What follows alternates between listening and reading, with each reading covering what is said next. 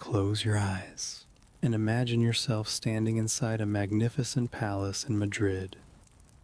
It is a September night in 1834, and the air feels strangely heavy. The long corridors, covered in crimson carpet, should have echoed with music and lively conversations. But now, only silence lingers. Flickering candlelight casts trembling shadows across the faded gilded walls. The soft, distant rhythm of guards' footsteps echoes faintly. Once a symbol of glory, the palace has turned into a place of mourning and mystery. King Ferdinand VII was dead, yet his passing did not bring peace.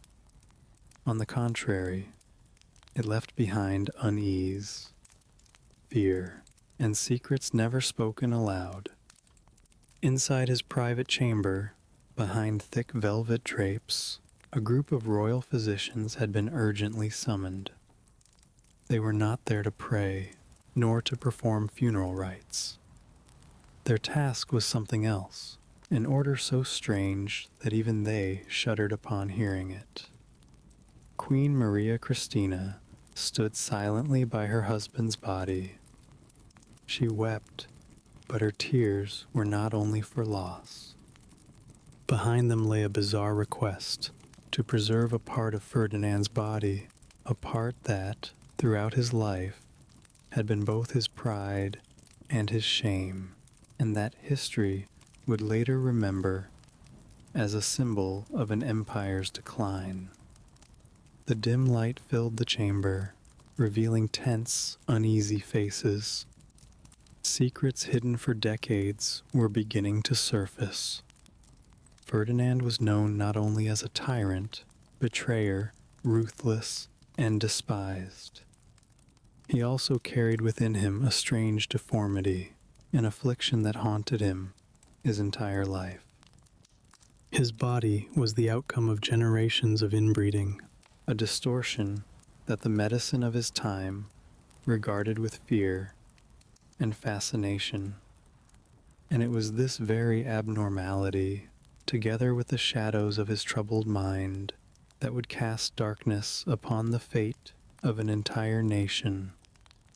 The royal palace of Madrid, once the heart of a mighty empire, now feels like a silent prison, a place heavy with shameful secrets, haunted dreams, and the tears of queens. And along with them, the suffering of an entire nation.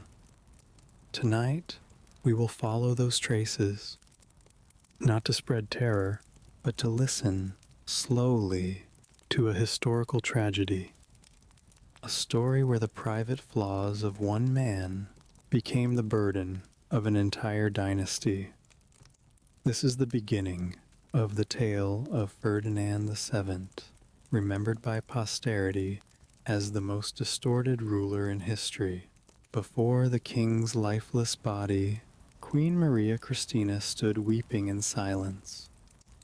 The pain in her eyes was not only for the loss of her husband, it was also for a chilling, grotesque command to preserve a part of Ferdinand's body, a part he carried through life with both pride and shame, and that history would later see as a symbol of a dynasty's decay. In the dim flicker of candlelight, secrets hidden for decades slowly emerged. Ferdinand was infamous not only as a tyrant, a betrayer, cruel and despised. He also bore within him a strange deformity, one that haunted him for his entire life.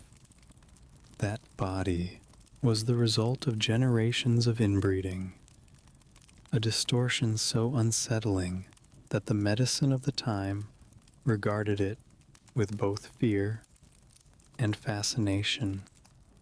And it was this abnormality, entwined with the shadows in his soul, that cast a dark mark upon the fate of an entire nation. The royal palace of Madrid, once the throne of a mighty empire, now loomed like a silent prison, Its gilded walls concealed endless shame. From the king's private chambers came stories of nightmares, of queens' tears, and of a nation's torment, all waiting to be revealed. And tonight, we will follow those traces, not to summon fear, but to listen gently to a historical tragedy, a story where the private flaws of a man became the heavy burden of a throne. This is the beginning of the story of Ferdinand VII, the king remembered by history as the most distorted ruler of all time. Let your mind drift back to the late 18th century, when Europe was still wrapped in the lavish rituals of royal courts, amidst glittering crystal mirrors, beneath the soft glow of candlelight, a child let out his first cry. On October 14th, 1784, at the Escorial Palace near Madrid, Ferdinand was born. That child would one day become Ferdinand VII, a king who carried the tragedy of an entire dynasty. But from the very moment of his birth, his destiny was already shaped by an invisible curse, the curse of bloodline. For centuries, Europe's two most powerful houses, the Habsburgs and the Bourbons, sustained their might through generations of intermarriage. Cousins wed cousins, uncles married nieces, one generation after another. They believed this would keep the throne pure, never falling into the hands of outsiders. But the cost was devastating. Minds grew dimmer, inherited illnesses spread in silence, and deformities of the body became impossible to hide. Ferdinand's father was Charles IV, gentle but weak, a king who preferred hunting and leisure, overruling his realm. His mother, Maria Louisa, was both his wife and his close cousin. Neither was known for brilliance or talent, yet their union planted the seed of a far greater tragedy. Ferdinand was born, carrying the weight of that decline. It did not appear at once, but slowly, steadily, it surfaced as he grew. Imagine, for a moment, an empire that once ruled the seas, its mighty fleets bringing back silver and gold from the New World to Europe. And yet, by the 18th century, Spain had begun to falter. The crown that had once shone so brightly under Charles V and Philip II, now fragile, like a beautiful painting cracking under the weight of time. And Ferdinand was the living embodiment of that decline, a prince who carried upon his shoulders every mark of a crumbling dynasty. In hushed records, royal physicians described Ferdinand's body with tones of both embarrassment and astonishment. That deformity would later become the court's most dreadful secret. It was not only his personal torment, but also a shadow that would shape the political fate of Spain. For the Spanish people, the king was the image of God on earth. But how could such reverence be sustained when their sovereign himself bore a strange defect, one that made his subjects both uneasy and quietly mocking? Picture a child growing up within the long corridors of the royal palace in Madrid. There was not always laughter there. Instead came whispers, the curious stares of servants, and rumors that circled endlessly around him. Ferdinand did not only inherit the crown, he also inherited the cruel ridicule of fate. Every step of his childhood, every gaze turned toward him, carried the weight of an extraordinary destiny. The story of Ferdinand's origins is not just the biography of one man. It is a mirror reflecting the Europe of that time, when power outweighed personal happiness, when marriages served to guard thrones, not nurture love, and the inevitable outcome was decline. Out of that darkness, Ferdinand emerged, not as a fairy tale prince, but as living proof of the consequences of ambition and the closed circles of royalty. Let your mind linger for a moment. In the royal palace of Madrid, in the final years of the 18th century, there, Ferdinand grew up in a world of grandeur, yet steeped in shadows few outsiders could imagine. His father, Charles IV, a kind but weak monarch. He preferred hunting, music, and leisurely pleasures over the duties of the crown. His mother, Maria Luisa, was the opposite. Strong-willed, hungry for power, and unashamed in her affair with Manuel de Godoy, the prime minister who truly held Spain's reins. For a child, watching his father overshadowed by his mother's lover was more than confusion. It was a wound carved deep into the soul. Ferdinand learned early that power always walked hand in hand with betrayal, and that trust too often led to humiliation. At the same time, Ferdinand bore a more private burden, his deformity. From adolescence, strange changes drew whispered notes from the royal physicians. Rumors crept out of palace corridors, reached the ears of servants, and soon became the silent laughter of courtiers. In a society that worshipped classical perfection, where the ideal of masculine beauty was balance and harmony, Ferdinand stood out as a stark deviation. Imagine a boy who constantly felt watched, mocked behind his back. People bowed with respect, but to him, every smile hid a trace of scorn. Every whisper, every glance, cut into him like a knife, deepening his shame. From that feeling, resentment and hatred began to take root. Stories were recorded. A single careless look while he changed clothes could mean a servant beaten, a family exiled from Madrid. Ferdinand learned to use what little power he had to cover the helplessness he felt inside. The more insecure he grew, the more ruthless he became. The more he feared mockery, the more he distrusted everyone around him. His tutors, too, noticed the change. From a quiet child, Ferdinand turned into a suspicious, angry man. He lashed out at those beneath him, pouring bitterness into every command. He did not only learn words and history, he also learned how to twist his personal humiliation into a weapon to control others. And as Ferdinand neared adulthood, what stood out most was not the making of a benevolent king, but the shaping of a character closed off, cold, and hostile to the world. Ferdinand carried two layers of burden, one born of family, the open betrayal between his parents, the other written into his body, the mark of generations of inbreeding. Together, they built the foundation for a man who would wield the crown, not to enlighten his people, but to avenge his private wounds.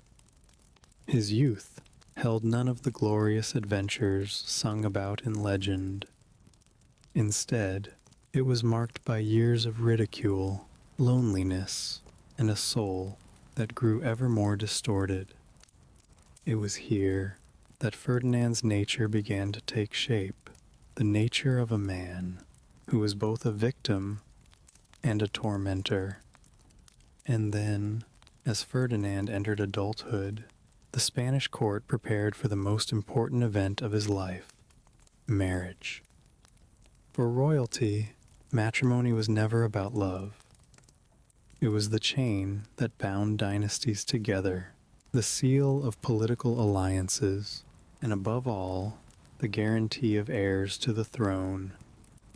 The one chosen to be his first queen was Princess Maria Antonia of Naples and Sicily. She, too, was Ferdinand's cousin. When she arrived in Madrid in 1802, Maria Antonia was only 17. She carried with her sweet illusions of royal life. She had heard the praises, the whispers, that her future husband was called El Deseado, the desired one. For a dreamy woman, this marriage felt like the shining beginning of her own fairy tale. The wedding was held with splendor. Church bells rang out. The streets of Madrid overflowed with banners and flowers. The entire court dressed itself in the brilliance of a great festival. Every gaze turned toward the couple. They were seen as the very symbol of Spain's hope for renewal. And yet, when the music faded, when the crowds dispersed, a darker chapter in the lives of Ferdinand and Maria Antonia had only just begun. The wedding night became a moment of fate.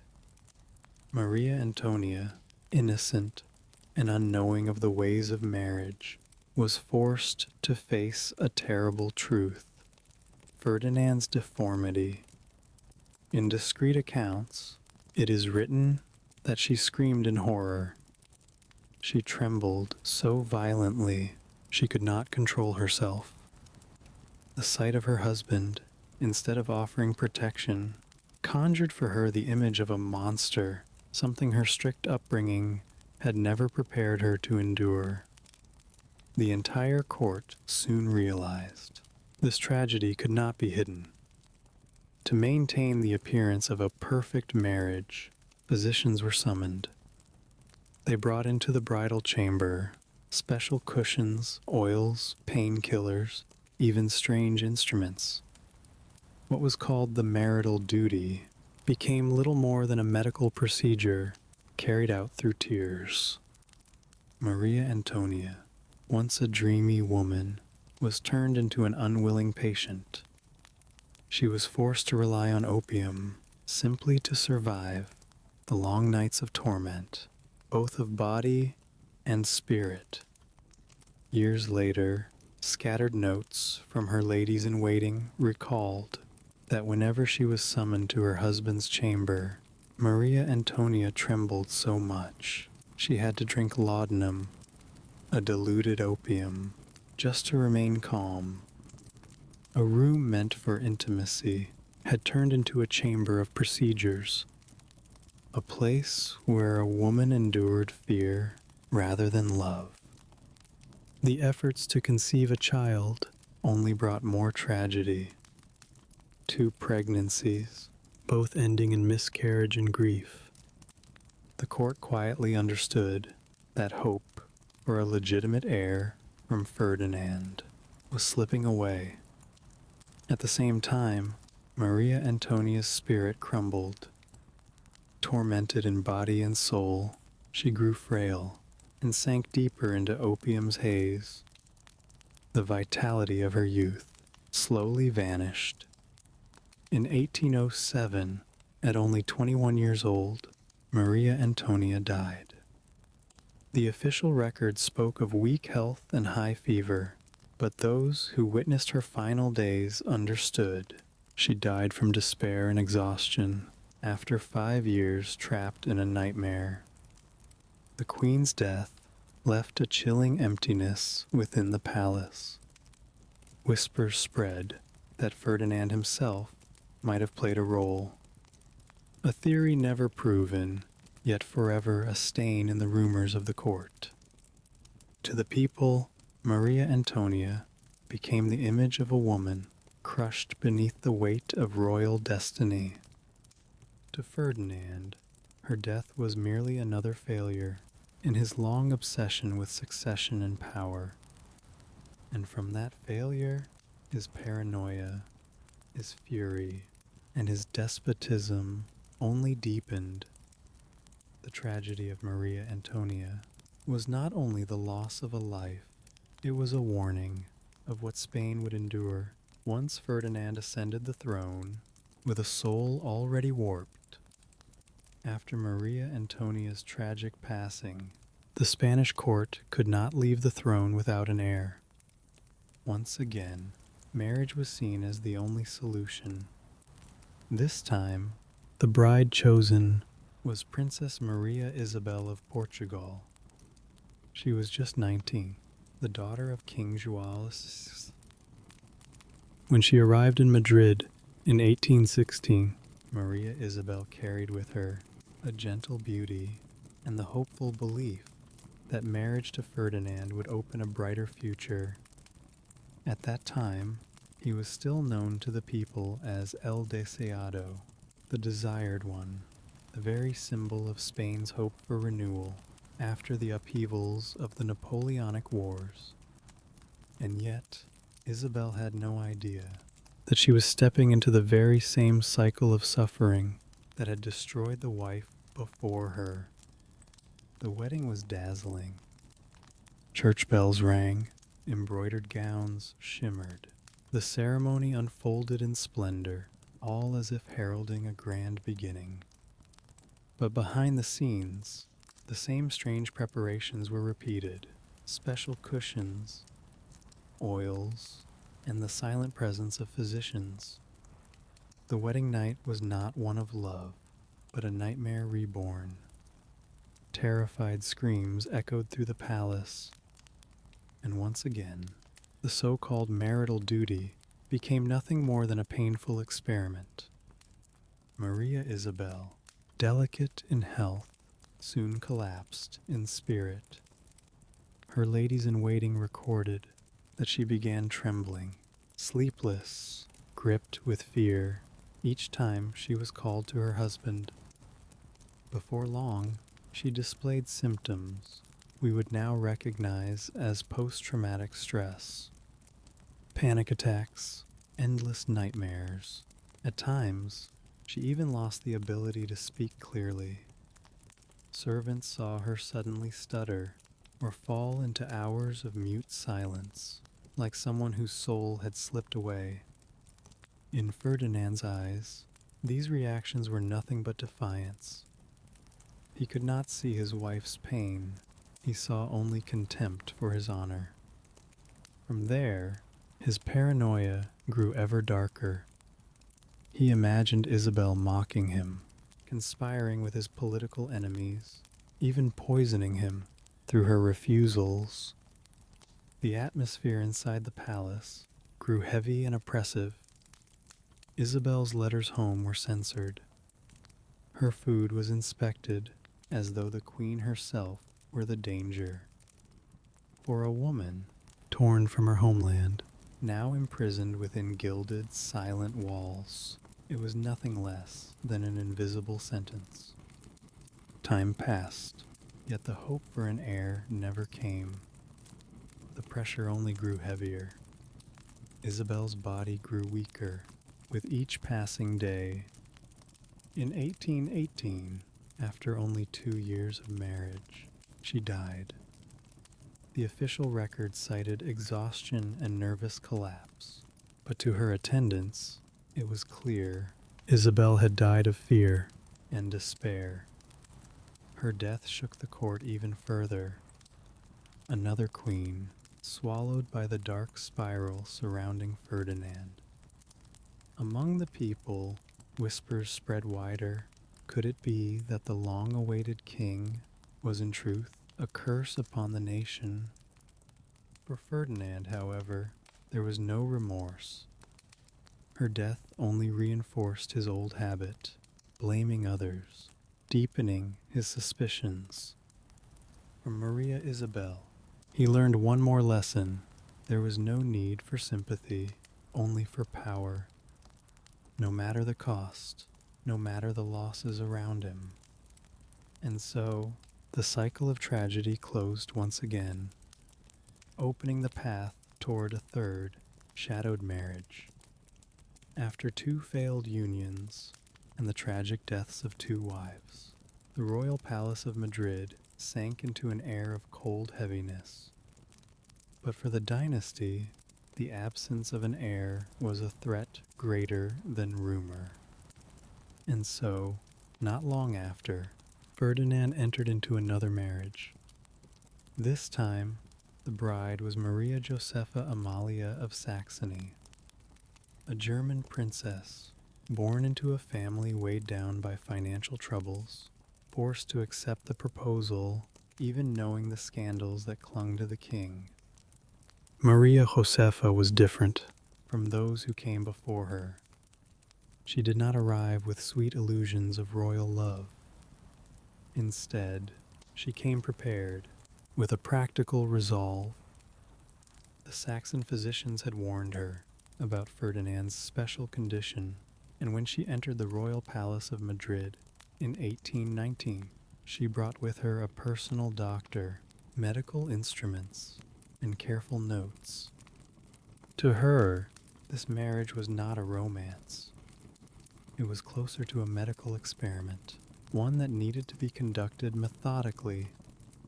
The wedding this time was far less radiant. Perhaps the court itself had grown weary of repeating tragedies. But behind the doors of the bedchamber, familiar scenes returned.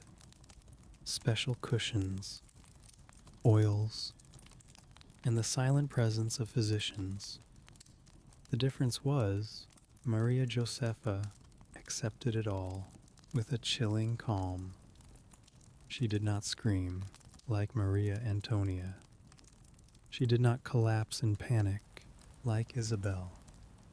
Instead, she quietly took notes, observing, treating herself as though she were the patient in a surgical procedure. Each time the marital duty was carried out, she recorded the time, her physical state, her reactions, and the outcome like entries in a clinical diary. It was no longer a marriage, but a sequence of experiments. And yet, this cold composure did not soothe Ferdinand. It only fueled his resentment. He began to suspect that Maria Josepha saw him as a specimen under study, that she might even be reporting secrets abroad. And once again, his familiar paranoia rose to the surface. Even so, fate delivered a turn. After 10 years of marriage, Maria Josepha unexpectedly became pregnant. The news sent shock through the court. Many believed that at last the curse had been broken, that the royal family would finally have an heir. Ferdinand was overjoyed, ordering tighter security around the palace. He summoned the finest physicians in Europe. Prayers and blessings filled the royal halls. But that hope lasted only a brief moment. In 1829, Maria Josepha gave birth pre-Lee in her 7th month. The child, a baby woman, survived only a few hours before passing away. Maria Josepha, exhausted from the delivery, soon developed a postpartum infection, and within weeks, she too was gone. Once again, the palace sank into mourning. Ferdinand's reaction was the same as before. Not sincere grief, but panic, denial of reality. He refused to allow burial. He forced the physicians to continue trying to save a body that had already ceased to live. The palace filled with the stench of death, a ghastly symbol of the king's desperate grip against fate. Maria Josepha's death did not simply close another marriage. It revealed to all that Ferdinand had gone too far. 3 marriages, 3 beautiful women, and each one ended in tragedy. To the people, the king once called El Deseado, the desired one, was now a national disgrace. To history, Maria Josepha left her mark, as proof that even scientific preparation could not rescue a destiny already cursed by twisted bloodlines and a broken mind. For Ferdinand, this final failure only dragged him deeper into the darkness of paranoia and despair. And as night fell, once more, over the royal palace of Madrid, a fourth marriage awaited. A final chapter where lies would take the place of truth. After 3 marriages, ending in mourning, the Spanish court faced a looming succession crisis. Whispers spread across the kingdom. Would the throne remain forever empty, cursed by a king who could not leave behind an heir? It was in this shadow that Ferdinand entered another marriage, a union built on deception and desperation. The chosen bride was Maria Cristina of Naples and Sicily, a princess just 17, intelligent, praised for her kindness. And yet, when she arrived in Madrid in 1829, she carried with her a secret no one could have imagined. Maria Cristina was already pregnant, yet the child could not possibly be Ferdinand's. What is strange is that the king himself knew the truth. At 45, after years of obsession and failure, Ferdinand accepted what he had once considered humiliation. A child, even without his blood, was still better than none. For him, the existence of an heir, legitimate or not, was the only way to preserve the Bourbon line on Spain's throne. The wedding took place swiftly, under a haze of hope and suspicion. And soon after, in 1830, Maria Cristina gave birth to a baby woman, Isabella. In appearance, she was the king's daughter, a living sign that fate had been overcome. But behind the sealed walls of the palace, both Ferdinand and his queen understood this was a secret of survival. To Ferdinand, Isabella was both joy and haunting shadow. Each time he looked at his daughter, he tormented himself. Was there any trace of him in her small face? Or was she nothing more than a living reminder of the impotence that had defined his entire life?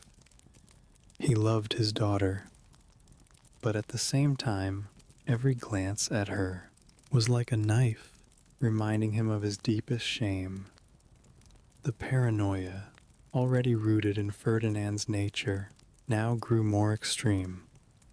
He would burst into Maria Cristina's chambers without warning, fearing she was plotting with another. Once, in the middle of the night, he stormed in with guards, only to find the queen kneeling in prayer. These acts, repeated again and again, turned the palace into a prison of the mind, a place where no one dared breathe too loudly, a place where no one dared speak. Maria Cristina, gentle and patient by nature, slowly began to wither. In secret letters to her family, she confessed she always felt watched, as though trapped inside an invisible glass cage. Fear drained her body. She lost sleep, grew frail, and like the wives before her, slid into the depths of mental collapse. Meanwhile, Ferdinand sank deeper into grotesque rituals. He had small holes drilled into the walls so he could secretly watch his wife. He became obsessed with the idea of poisoned food, forcing servants to taste it first, then waiting half an hour to be sure. The palace gradually transformed into a labyrinth of suspicion and surveillance. And yet, In this suffocating atmosphere, the child Isabella grew up. A bright, innocent woman, unaware of the deception that had carried her to the throne. To the people, Isabella was a ray of hope, a sign of continuity for the dynasty. But to Ferdinand, she was a sweet yet merciless lie, a mirror reflecting back every failure of his life. The marriage with Maria Christina was never a new beginning. It was only a distorted replica of the tragedies that came before. Instead of love, it was built on fear.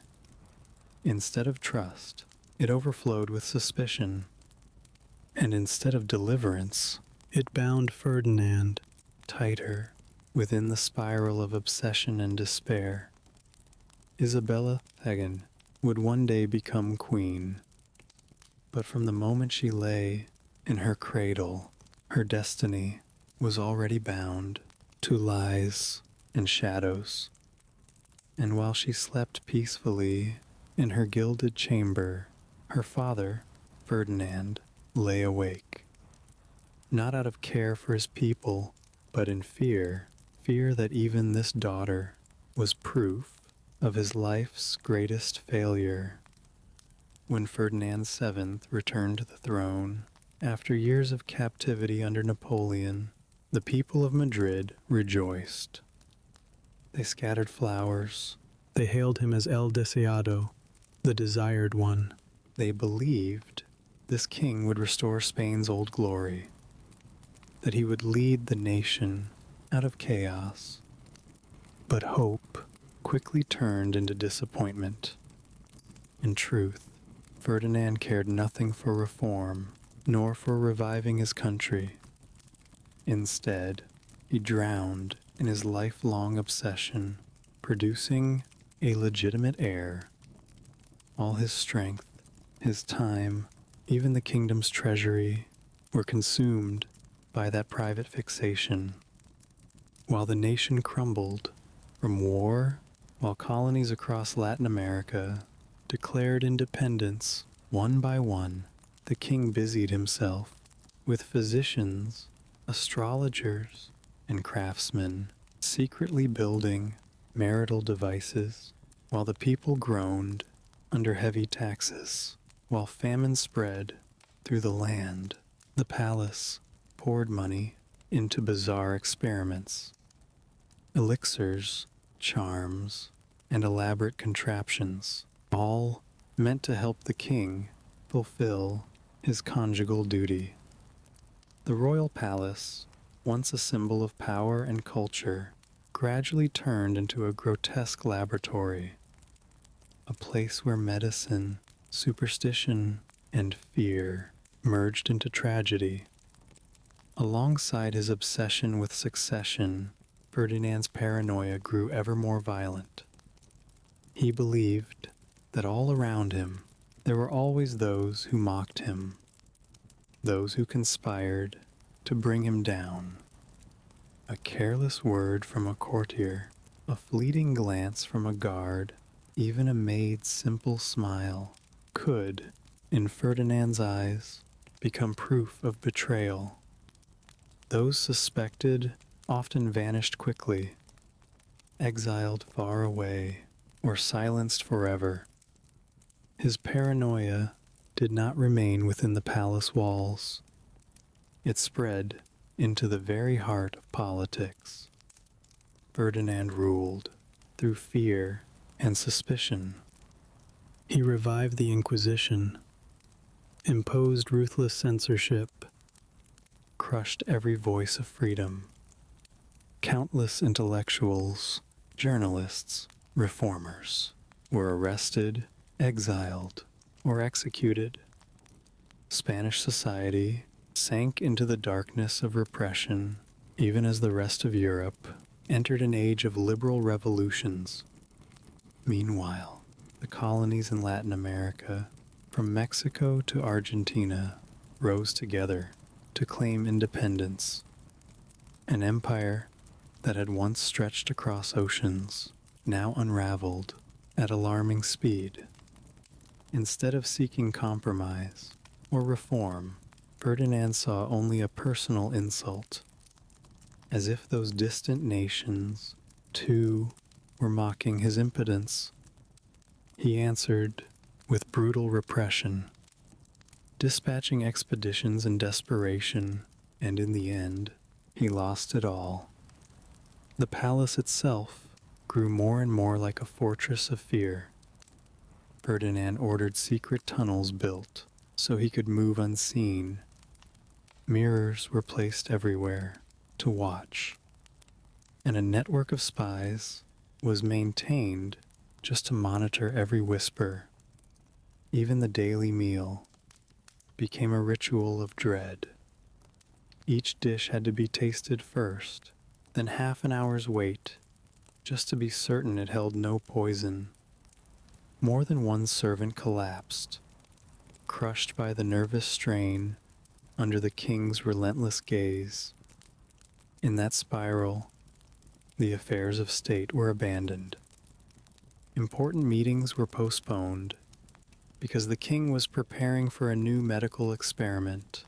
Decisions that determined the fate of the nation were delayed over quarrels in the royal bedchamber. The power of an entire kingdom had been reduced to serving one man's obsession. And then the inevitable came. The country collapsed. Spain lost nearly all of its colonies. The treasury was drained. The people suffered. From a mighty empire, Spain fell into the rank of a second-class power in Europe.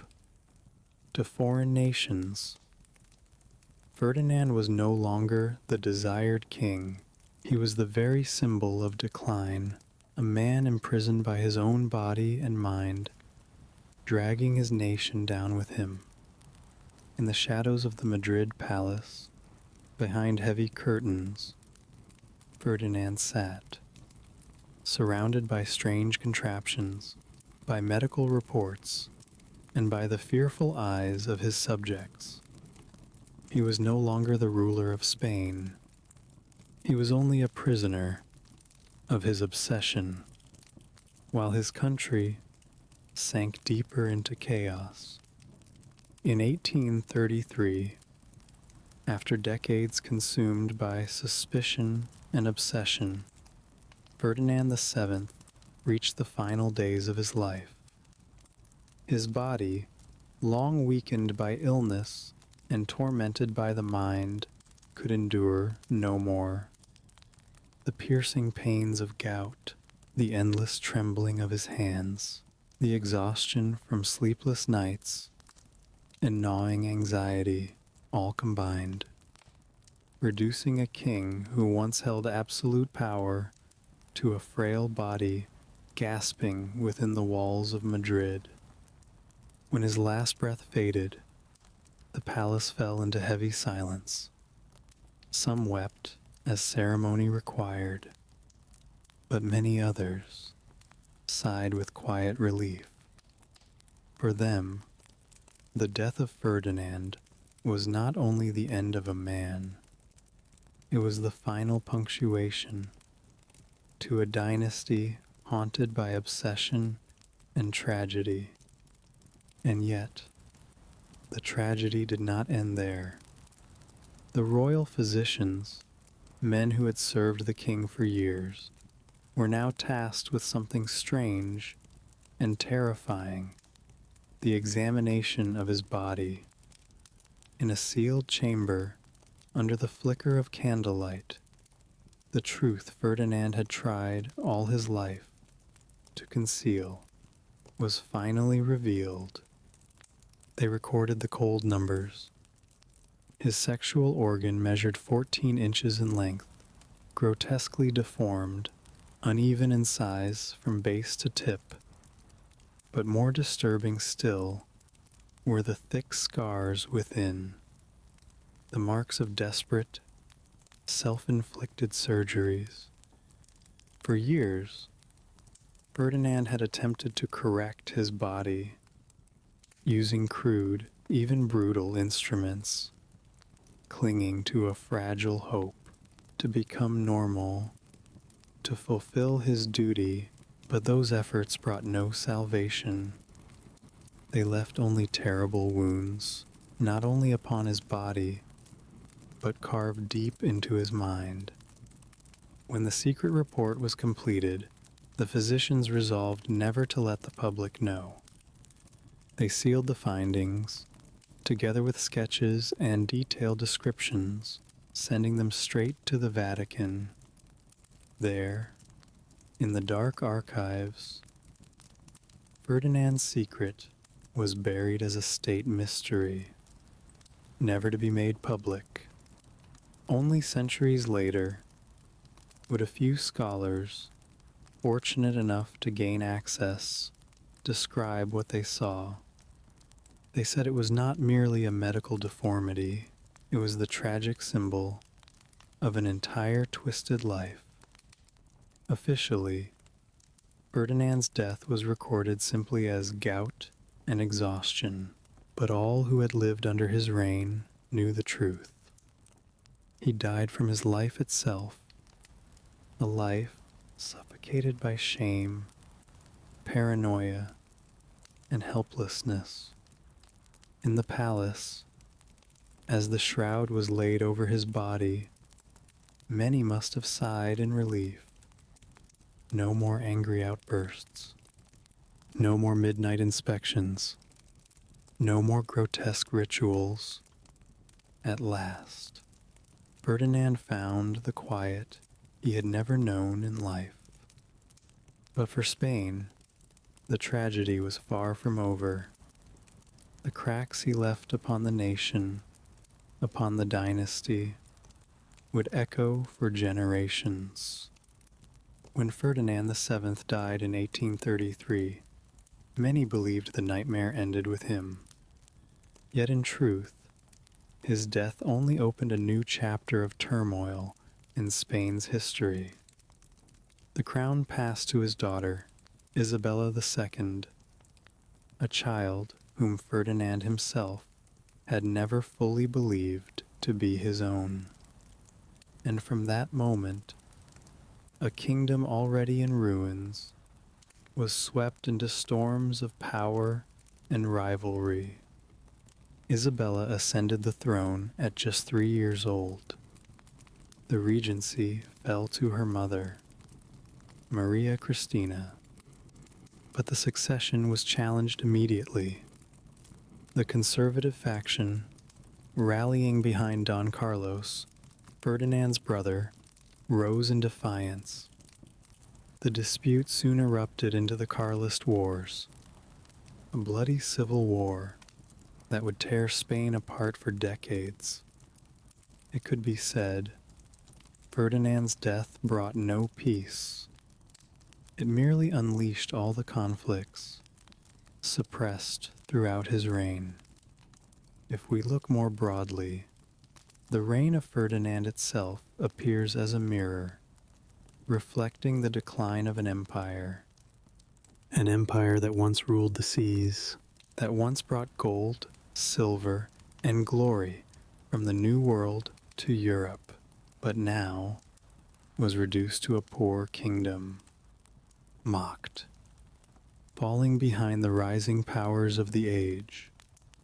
The cause was not only the revolutionary movements in Latin America, not only the pressure of Europe, but something deeper, something from within, from a king consumed by personal obsessions, a king who abandoned the fate of his nation.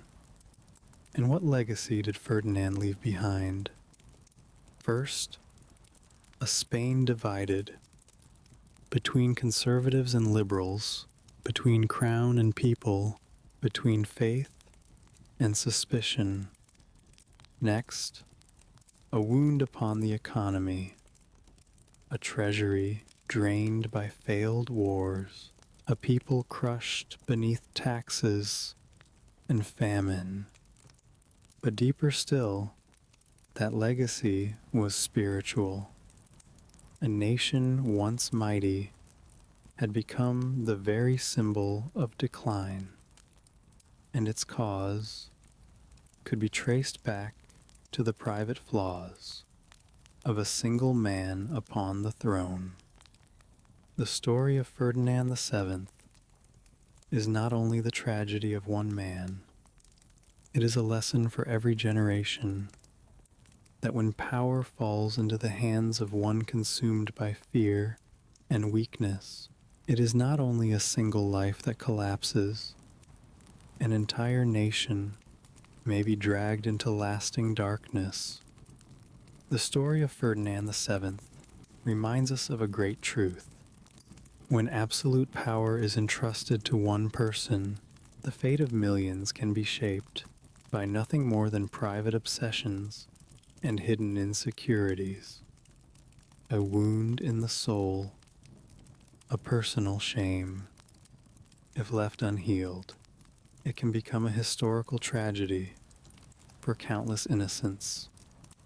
And so, Ferdinand's name is not remembered as that of a great king, nor as a national hero. He is remembered as a warning, a reminder that the fusion of power and psychological instability can be more dangerous than armies or wars.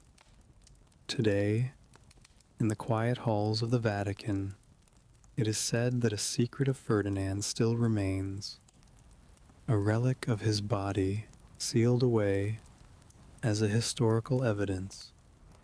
It is not only a medical specimen, it is a symbol of an entire dynasty's failure, a silent object, carrying within it the story of a nation once radiant, then slowly sinking into shadow. And as we close this story, we may sigh. Ferdinand VII, the man who bore within him the tragedy of a bloodline, has passed, but the legacy he left still echoes, a lasting reminder that no throne can be saved if the one who sits upon it has lost balance within his own soul.